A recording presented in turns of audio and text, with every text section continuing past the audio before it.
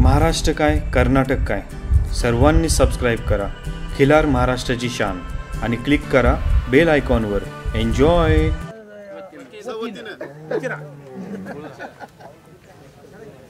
या की आता हे नंबर तुम्ही इथं जे हजर झालेले सगळे गोपालक आहेत त्यांच्या सगळ्यात एक नंबरचा यांचा कुठला प्रश्न असेल तर शिंगात चांगलं दिसायला पाहिजे, स्किन एक नंबर दिसायला पाहिजे. तुम्ही गाभणचं म्हणला ना, गाभण आहे तो माझा रिपीट होते त्याच्यावर सांगा. देखणं दिसायसाठी शिंगाचं काय करताय?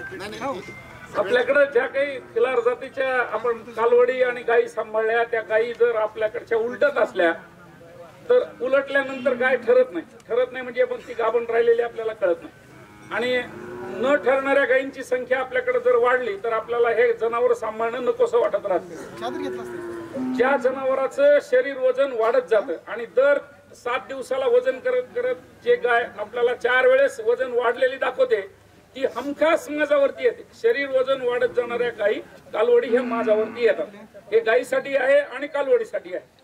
कालवड जेव्हा पहिल्यांदा माझावरती येईल तेव्हा पहिला मास तिचा सोडून देत राहायचा. पहिला मास ह्याच्यासाठी सोडून देत राहायचा कारण त्याच्यानंतर येणारा मास कधी येतो हे आपल्याला माहित नसतं.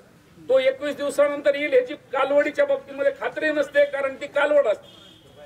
तिचं शरीर अजून तयार होत राहतं. त्याच्या शरीरामधले बाकीचे अवयव जे आहेत तर ते तयार होत राहतात. म्हणून त्याचा दुसरा जो मास आहे तो 35 दिवसांनी येतो. तिसरा मास जो आहे तर तो मग 27 दिवसांनी येतो आणि चौथ्या मासाला मात्र 21 दिवसाचं चक्र सुरू होत राहतं. चक्र सुरू झालेला मास हा सगळ्यात चांगला मास. तसा पहिला मास आला की कालवड भरवायची किंवा गाय भरवायची. 21 दिवसानंतर आलेल्या माजाला जर जनावर भरवलं तर एकाच रेतनामध्ये जनावर गाभण ठरतात. आज गाय माझ्यावरती आली लगेच गोरा दाखवला ठरतच नाही कारण ह्याच्या अगोदर 21 दिवसापूर्वी ती आली होती का हा प्रश्न आपल्या मनामध्ये नसतो. आणि म्हणून गाय नेहमी नियमित माझ्याला भरवायची, 21 दिवसाला भरवायची. आता जेव्हा गाय आपण भरवतो तेव्हा भरवत असताना ती किती वेळ माझ्यावरती राहिली एवढा प्रश्न आपल्याला डॉक्टरला सांगता आला पाहिजे. खिलारची जी जनावर आहेत 24 तास चांगल्या सगळ्या आपण सांभाळलेल्या ज्या गायी आहेत तर त्या 24 तास माझ्यावरती राहतात. दुसऱ्या टप्प्यात भरवायच्या. सकाळी आली की संध्याकाळी भरवायची, संध्याकाळी आली की सकाळी भरवायची.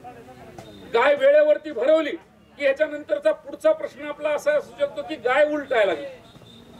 10 गायींपैकी 7 गायी उलटण्याचं कारण आपलं असं आहे की आपल्याला प्रदर्शनामध्ये जनावर न्यायचे असतात. आपलं जनावर बघितल्यानंतर प्रत्येकाने टाळी वाजवली पाहिजे असते, प्रत्येकाने जनावर चांगलं म्हणायला पाहिजे असतं आणि ह्याच्यासाठी जेवढं नको तेवढं पाण्याचा वापर करून आपण गाय धुत जातो. गाय धुण्यामध्ये कुठलीही वाईट गोष्ट नाही पण ज्याला धुवायची त्याला पुसता आली पाहिजे तरच धुवायची. नुसतीच धुतली तर तिथं पडलेल्या पाण्यामध्ये रोगजंतूंची वाढ होत राहते आणि एकदा का रोगजंतू वाढले की हे रोगजंतू सडामध्ये जातात आणि कासेमध्ये जात राहतात. म्हणून आपल्या गायीचा गोठा कोरडा गोठा मोजा नोटा जेवढं एक थेंबर सुद्धा पाणी पडलं नाही पाहिजे. 10 गायी सांभाळल्यानंतर रडू आलं की बाबा नको एक जनावर सांभाळणं हे मला आर्थिक दृष्टीने परवडत नाही म्हणून 2 आपल्या डोळ्यामध्ये अश्रू आले तर गोठ्याच्या बाहेर जाऊन पडले पाहिजेत. इतका गोठा कोरडा जर असला तर आपल्या गोठ्यामध्ये निर्जंतुक राहण्याची प्रक्रिया घडते. निर्जंतुक गोठ्यामध्ये जंतूंची वाढ नसते. गाय नेहमी कोरड्या जागेवरती बसते.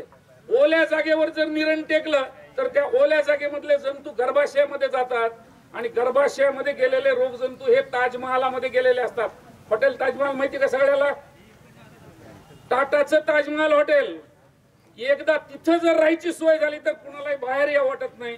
डॉक्टरांनी 1,500चे 3 इंजेक्शन 4 इंजेक्शन जरी त्या गायीला दिले तरी तिचा पू कमी होत नाही आणि गर्भाशय स्वच्छ असल्याशिवाय गाय गाभण राहत. म्हणून कोरड्या ठिकाणी गाय आपली असली पाहिजे याची कटाक्षाने काळजी घेणं गरजेचं आहे गोठ्याच्या बाबतीमध्ये. त्याच्या पुढची महत्वाची गोष्ट अशी की गाय भरली की ती भरलेली गाय 6 तासामध्ये माझाची लक्षणं बंद झाली पाहिजेत एवढ्याकडे आपलं लक्ष असलं पाहिजे. आपली गाय भरवली, डॉक्टर निघून गेले, डॉक्टरला तर काही घेणं देणं नाही आमच्या असं गृहीत धरा. म्हणजे हे आपल्याला माहिती आहे की एकदा डॉक्टर भरून गेले की पुन्हा बघत नाही. आपण लक्ष ठेवायचं की तिचा माज 6 ते 8 तासामध्ये थांबला पाहिजे. जर ही गाय 12 तासापेक्षा जास्त लक्षणं दाखवत राहिली तर ती गाय दुसऱ्यांदा भरवावी लागते आणि दुसऱ्यांदा भरवणं हे पहिल्या रेतनाच्या नंतर 24 तासानंतर दुसऱ्यांदा असतं. त्याच्यामुळे दुसऱ्यांदा गाय जर भरवायची असली माझाची लक्षणं जास्त वेळ चाललेली तर ती 24 तासानंतर भरवायची.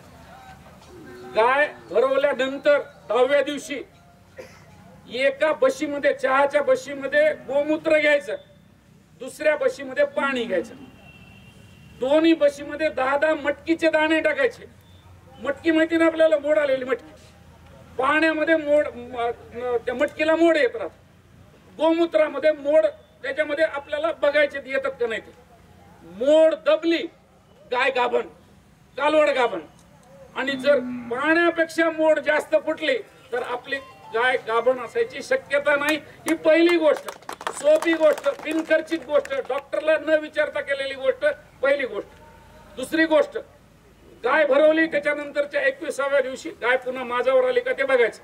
जर नाही आली तर तिच्या गाभण राहण्याची शक्यता जास्त चांगली असते. त्या दिवशी जर डॉक्टर कडून तपासून घेतली तर आपल्याला डॉक्टर कडून सुद्धा गायीच्या बाबतीमध्ये आज माझाची लक्षणं नाहीत आणि हिच्या गर्भधारणेची शक्यता आहे अशा प्रकारची खात्री होऊ शकते. खात्री म्हणजे शक्यता होऊ शकते, हे लक्षात घ्या, शक्यता. त्याच्यानंतर 30 दिवसानंतर जे लोक तालुक्याच्या ठिकाणी राहतात त्यांच्यासाठी सोनोग्राफीच्या मशीन्स आहेत दवाखान्यामध्ये.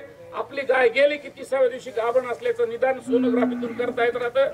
माणसाच्या बाबतीमध्ये बघितलं असेल, आपल्या घरचे कुटुंबीय जेव्हा अशा प्रकारच्या गर्भधारणेच्या अवस्थेमध्ये असतात तेव्हा एकाच गर्भधारणेच्या काळामध्ये 25 वेळेस सोनोग्राफी करायला लागते. 500 रुपये गेले, 700 रुपये गेले, 800 रुपये गेले, 1000 रुपये गेले आणि दर 15 दिवसाला डॉक्टरने तेच सांगितलं असतं, आणा तपासायला, आणा सोनोग्राफी करायला. आपण 9-9 महिने आपली कालवड आणि आपली गाय जर तपासून घेतले नाही तर त्याच्या गर्भावरती आपलं नियंत्रण राहत नाही. या सोयी शासनाने उपलब्ध केल्यात, त्याचा वापर करून घेत राहायचा.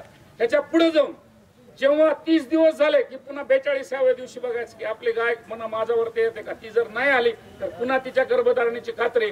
आणि 2 महिन्यानंतर आपल्याला प्रत्येक गाय आणि प्रत्येक कालवड गाभण असल्याची खात्री मिळू शकते. हे झाला पहिला भाग. आणि दुसरी महत्वाची गोष्ट अशी की आता ज्या गायींच्या बाबतीमध्ये माझावर आल्यानंतर पाण्यासारखा बळस दिसायच्या ऐवजी जर थोडासा गडूळ बळस दिसला, थोडेसे धागे दिसले, थोडासा पू दिसला, थोडासा पिवळटपणा दिसला, आपण उदबत्ती लावतो त्याच्यावरती आलेल्या धुरासारखा जर बळस असला तर डॉक्टरला न बोलवता जर गाय एक मात सोडून दिला तर तिच्या अंगामध्ये असणाऱ्या शक्तीमुळं आणि त्या माझाच्या काळामध्ये जेवढा रक्तप्रवाह जो निर्णामध्ये येतो त्याच्यामुळे तिचं निरण आपल्याला लाल झालेलं दिसतं. त्याच्यामुळं रोग जंतू सगळे मरू शकतात.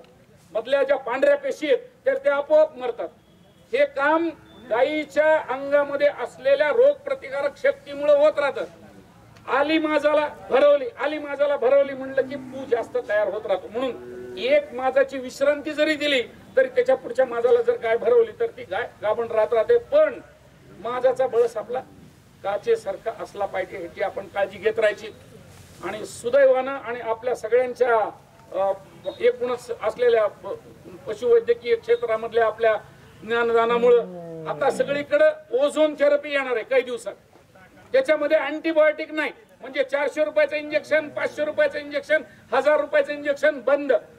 या मार्च एंडला प्रत्येक दवाखान्यामध्ये ओझोनची मशीन येणार आहे. आणि अँटीबायोटिकचा खर्च कमवून आपण जे ऑक्सिजनचे सिलेंडर वापरतो, तुम्हाला माहिती आहे की जेव्हा जेव्हा आपल्याकडे मध्यंतरी हे येऊन गेला रोग आपल्याकडचा कोरोना, तेव्हा त्या सिलेंडरला फार महत्व होतं.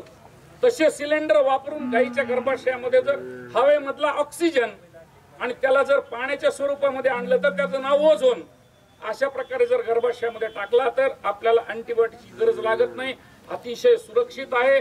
त्याच्यासाठी पुन्हा दूध टाकून द्यायची गरज नाही, कारण अँटीबायोटिक दिल्यानंतर 2-4 दिवस त्याचा अंश जो असतो तो दुधामध्ये येत राहतो. या गोष्टी होणार नाहीत आणि भविष्यामध्ये आपल्याला चांगल्या प्रकारच्या अँटीबायोटिकवर मात करून सुद्धा उपचार होत राहतील.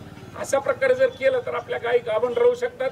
2-3 वेळेस झाल्यानंतर पशुसंवर्धन खात्याचा टोल फ्री क्रमांक आपल्याला माहित असला पाहिजे. जसं मगाशी हात जोडून सांगितलंय सर्वांनी की कानात बिल्ले मारून घेणं हे आपलं कर्तव्य, ते जरूर करा, तुम्ही करता.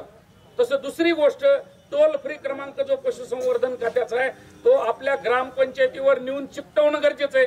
कारण सरपंचांना देणं घेणं नाही. आपल्यासारखे जे बाकीचे पशुपालक आहेत त्यांना ऐन वेळी अडचणीच्या वेळेस हा नंबर उपयोगी पडेल.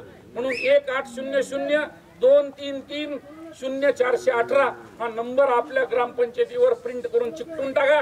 त्याचा तुम्हालाही फायदा होत राहील आणि बाकीच्यांना फायदा होत राहील. जेव्हा अडचणी आल्या तेव्हा आपल्याला सोडून घेता येत राहतील.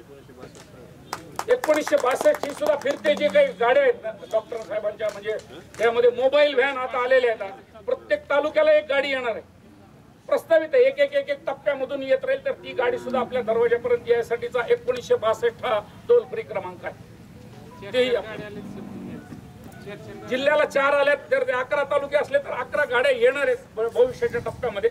शासन हळूहळू एक काम पुढे सरकवत आहे. खिल्लार महाराष्ट्राची शान, खिल्लार महाराष्ट्राची शान.